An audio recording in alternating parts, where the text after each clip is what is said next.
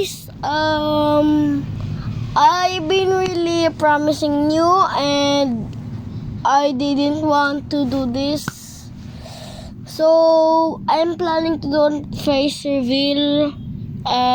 If we reach 25 if we reach 25 subscribers, oh shit, I'm so sleepy. So after the edits I did from that stupid 3 videos to just make some fucking views, now I'm going to sleep. Wait, please listen here, guys. First, I love you all, and shit, my eyes are little blurring right now, and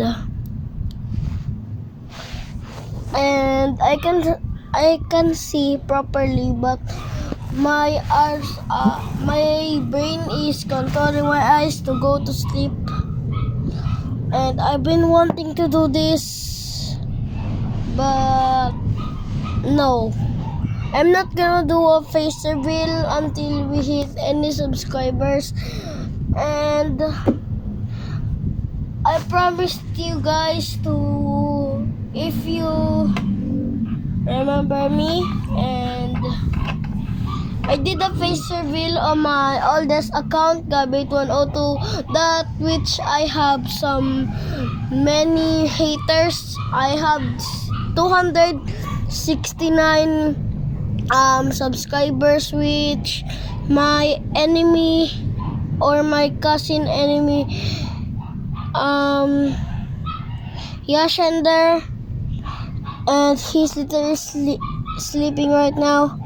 And now I'm here trying to make a small content, and now I promised you guys I wanna do this, but I can't. So I will decide if I will do a face reveal or not.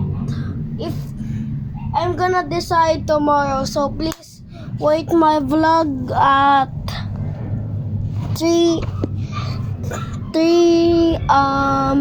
4:30, because if we hit that much, we're gonna do a face reveal. And I said to my best friend at Pinoy that I will have a face reveal, but I really have a face reveal. On my post, do you see that post that I have? Do you like my favorite outfit? So yes, if you're not, it's okay if you say yes, and thank you if it's okay if you say no, and thank you very much if you say yes. So guys, thank you for supporting me. And back to my story, at Pinoy is my best friend, and he was very kind to me, and he did give me some admin powers for one day on the DBNA, or much known as the Ang Bakal ni Ablaze. As soon as that, I have a best friend that is a girl, and he said I roasted her and my best friend, a girl best friend, and he said he's your girlfriend. So I refused.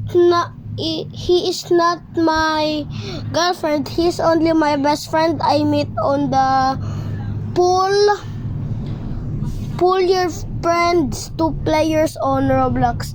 Since now I'm not playing Roblox because I got freaking banned from at Pinoy from 1 year. I can't log into my original account, which my new best friend JK Hoon, the developer of Mini NL, which the owner of this small LRT game. And I will do on face reveal on 25 likes. If all my videos got 25 likes and my channel got 25 subscribers, I will do on face reveal. Okay? I promised you. Please. Here's my reflect. You can see that. So I just turn on the lights. And our house is messy right now. Goodbye, guys. Thank you for watching. Good night, you all. All the Filipinos watching that are still awake, please.